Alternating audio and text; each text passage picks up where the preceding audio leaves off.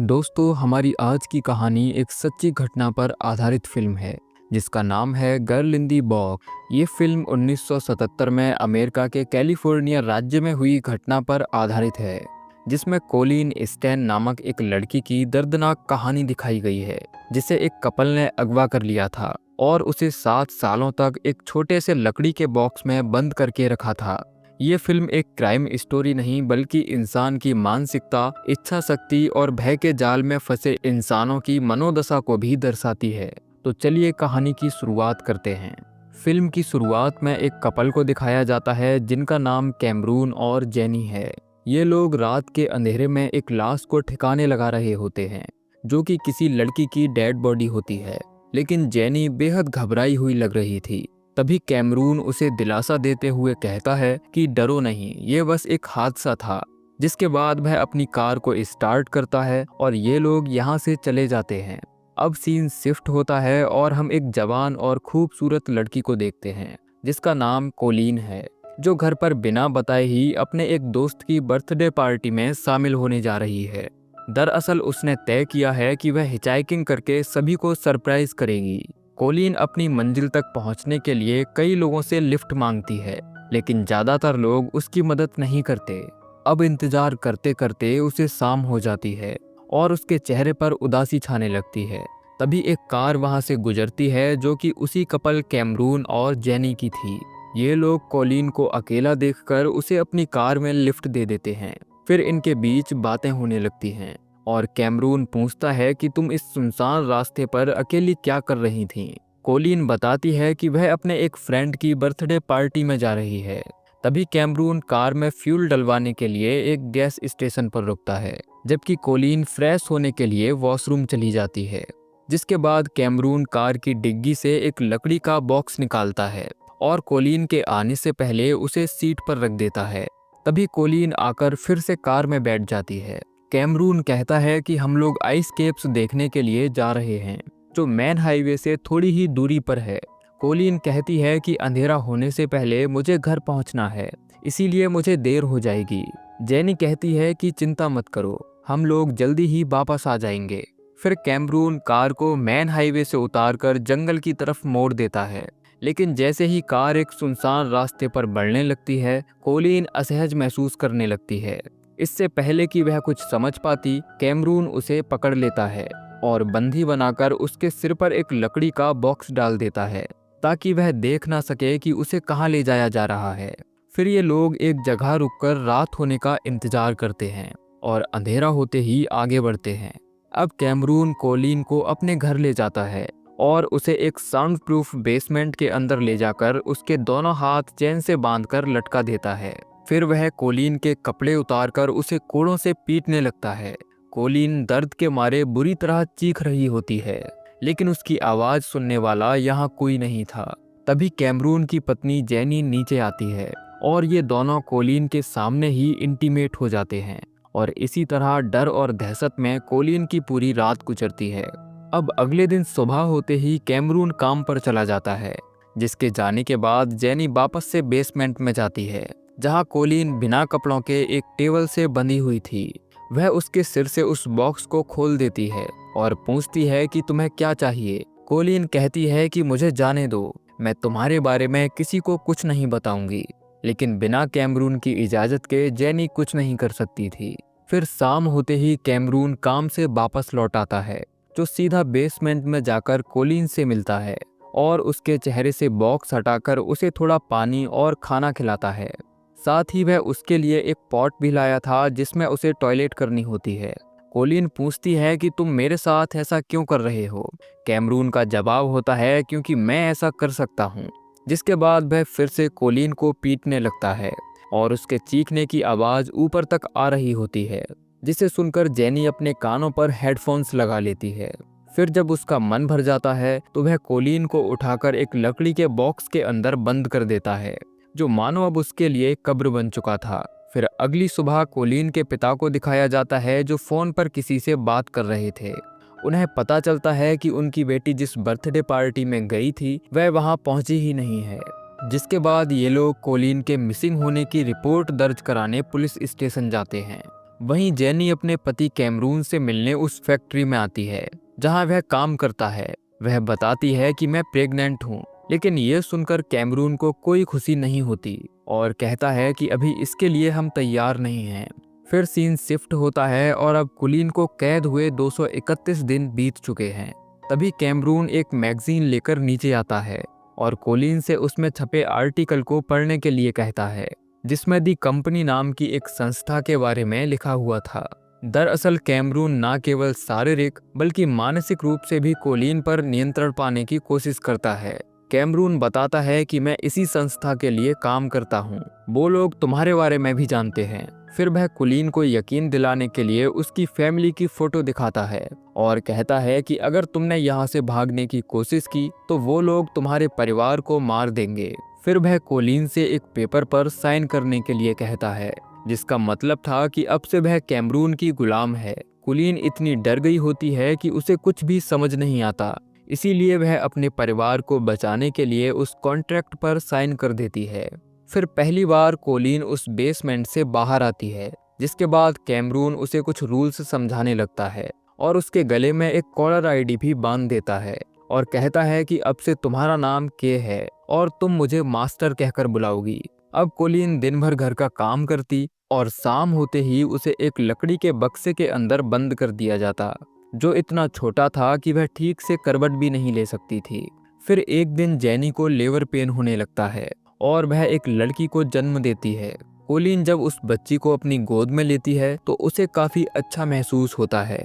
अब धीरे धीरे समय गुजरता जाता है और कोलिन को किडनैप हुए लगभग 2 साल बीत चुके हैं। उसने मान लिया था कि अब यही उसकी किस्मत है, इसीलिए कभी उसने यहाँ से भागने की कोशिश भी नहीं की। फिर एक दिन कैमरून उसे अपने साथ काम पर ले जाता है। ये लोग जंगल में लकड़ियाँ काटने जाते हैं। कोलिन पूछती है कि क्या मैं कभी अपने घर जा पाऊंगी। कैमरून कहता है कि कंपनी गुलामों को इसकी आज़ादी नहीं देती क्योंकि इसमें भागने का खतरा है। वह कहती है कि तुम मुझ पर भरोसा कर सकते हो।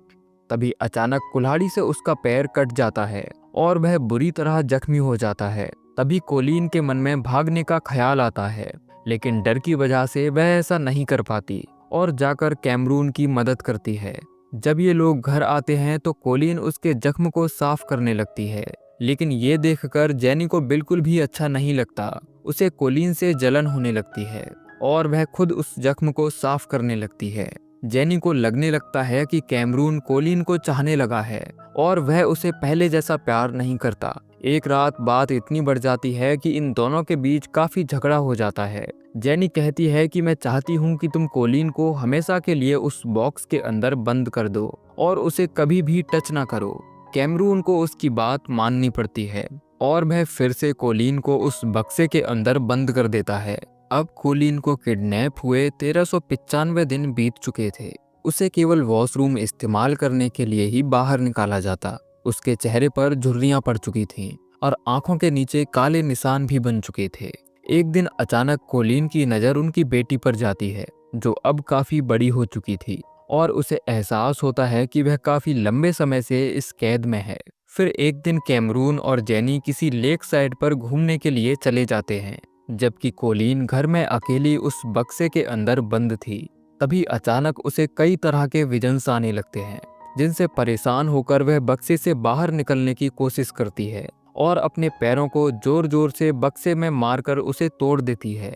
अब शाम को जब कैमरून और जेनी घर लौटते हैं तो देखते हैं कि बक्सा टूटा हुआ है और कोलिन गायब है। फिर वह पूरे घर की तलाशी लेता है और देखता है कि कोलिन बाथरूम के एक कोने में बाइबल लिए बैठी है, जो जानना चाहती थी कि आखिर गॉड उसके साथ ऐसा क्यों कर रहा है, लेकिन अभी तक उसे उसका जवाब नहीं मिल पाया था। फिर एक दिन कैमरून जेनी से कहता है कि मैं कोलिन से शादी करना चाहता हूँ और ऐसा करना बिल्कुल भी गलत नहीं है, क्योंकि बाइबल इसकी इजाज़त देता है। मैं चाहता हूँ कि तुम कोलिन से जलने की बजाय उसे एक्सेप्ट करो। हालांकि जेनी इसके लिए बिल्कुल भी तैयार नहीं थी। फिर एक दिन जब वह काम पर चला जाता है तो जेनी कोलिन से बात करती है और उसके साथ अच्छा व्यवहार करती है। फिर ये दोनों साथ में बाइबल पढ़ते हैं।